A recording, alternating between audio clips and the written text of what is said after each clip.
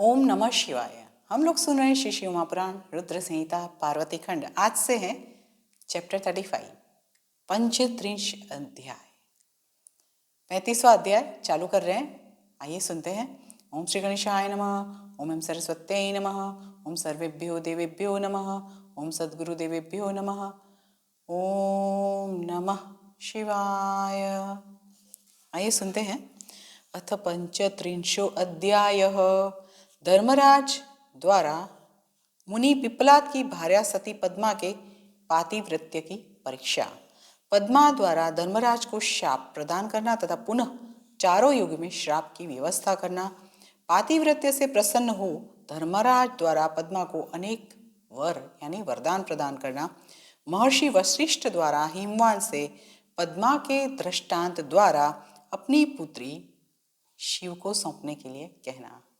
बात तो यहाँ पे यही है ना, माँ पार्वती और शिव जी का विवाह।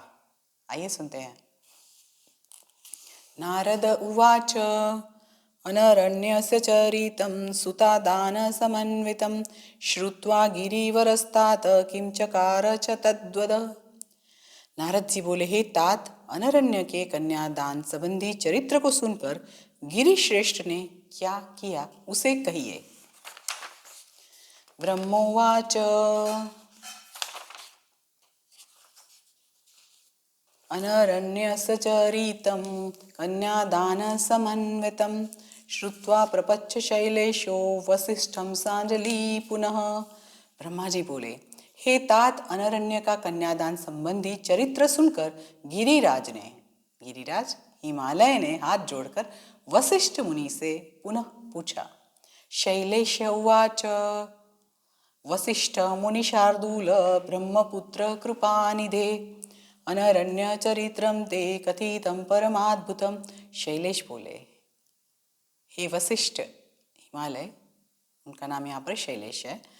शैलेश बोले, हे वशिष्ठ, हे मुनि शार्दूल, हे ब्रह्मपुत्र, हे कृपानिधे, आपने अनरण्य का परम अद्भुत चरित्र कहा। अनरण्य सुता यस्मात् पिप्पलादं मुनिं पतिं संप्राप्य किमकार्षित सा तच्चरित्रम मुदावहम। तदनंतर अनरण्य की कन्या ने पिप्पलाद मुनि को पति रूप में प्राप्त करने के अनंतर क्या किया, वह सुखदायक चरित्र आप कहिए।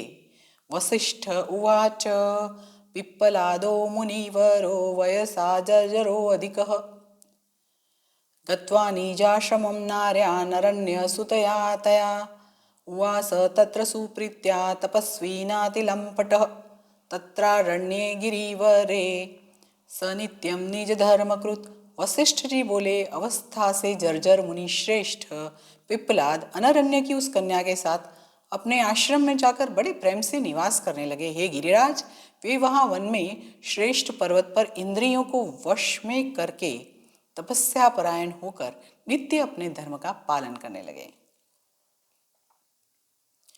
अथानरण्य कन्या सा शिशेवे भक्तितो मुनिम कर्मणा मनसा वाचा लक्ष्मीर्नारायणं यथा एकदा स्वर्णदिं स्नातुं गच्छन्तीं सुस्मितां च तां तदर्श पथि धर्मश्च मायया नृपरूपधृक्। वह अनरण्य कन्या भी अनरण्य पुत्री व अनरण्य कन्या भी मन वचन तथा कर्म से भक्तिपूर्वक मुनि की सेवा करने लगी। जिस प्रकार माँ लक्ष्मी नारायण की विष्णु भगवान की सेवा करती है। किसी समय जब वह सुस्मित भाषिणी गंगा स्नान करने जा रही थी, तब माया से मनुष्य रूप धारण किए धर्मराज ने उसे रास्ते में देखा। चारुरत्नरथस्थश्च नानालङ्कारभूषितः नवीन यौवन श्रीमान् कामदेव समप्रभः दृष्ट्वा तां सुन्दरीं पद्माम् उवाच सवृषो विभुः विज्ञातुं भावमन्तस्थं तस्याश्च मुनियोषितः।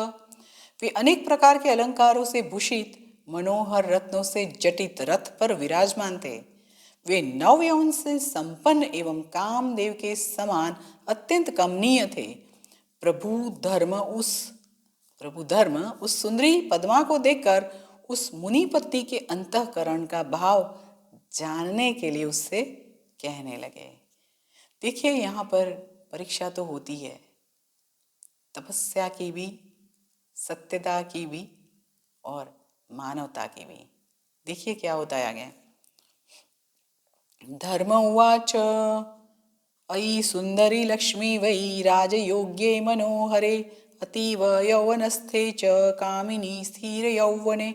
धर्म बोले, हे सुंदरी, हे राजयोग्य, हे मनोहरे, हे नवीन यौवन वाली, हे कामिनी, हे नित्य युवा अवस्था में रहने वाली, तुम तो साक्षात लक्ष्मी हो।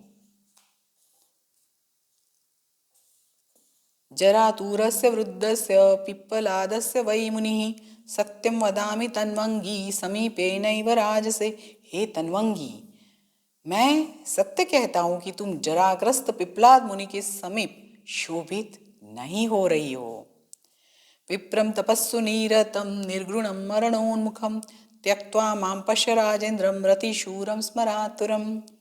तुम तपस्या में लगे हुए क्रोधी तथा मरणोन्मुख ब्राह्मण को त्याग कर मुझ राजेंद्र, काम कला में निपुण एवं कामातुर की ओर देखो। प्राप्नोति सुंदरी पुण्यात् सौंदर्यं पूर्वजन्मनः सफलं तद्भवेत् सर्वं रसिकाली अंगनेन। सुंदरी स्त्री अपने पूर्व जन्म में किए गए पुण्य के प्रभाव से ही सौंदर्य को प्राप्त करती है। यहाँ पे धर्मराज जो हैं पद्मा को ये सब बात बता रहे हैं। सुंदरी स्त्री अपने पूर्व जन्म में किए गए पुण्य के प्रभाव से ही सौंदर्य को प्राप्त करती है, किंतु वह सब किसी रसिक के आलिंगन से ही सफल होता है। सहस्त्र सुंदरी कांतम काम शास्त्र विशारदम किंकरम कुरु माम कांते संपरित्यज्य तम पतिम। निर्जने कानने रम्ये शैले शैले नदी तटे विहरस्व मया सार्धम जन्मेदम सफलम कुरु। हे कांते, तुम इस जरा जर्जर पति को छोड़कर हजारों स्त्रियों के कांत तथा काम शास्त्र के विशारद मुझे अपना किंकर बनाओ और निर्जन मनोहर वन में पर्वत पर तथा नदी के तट पर मेरे साथ विहार करो तथा इस जन्म को सफल करो। यहाँ पे धर्मराज परीक्षा ले रहे हैं और पद्मा क्या कर रही है हम जानते हैं। जवाब क्या है, उत्तर क्या है, पतिव्रता क्या है और पतिव्रत क्या होता है। ठीक है, तो वशिष्ठ जी जो जवाब देके और पद्मा क्या जवाब देती हैं वो कल सुनते हैं, राइट। तो आइए अभी मेरे साथ बोलिए, ओम नमः शिवाय, ओम नमः शिवाय, ओम नमः शिवाय, हर हर महादेव।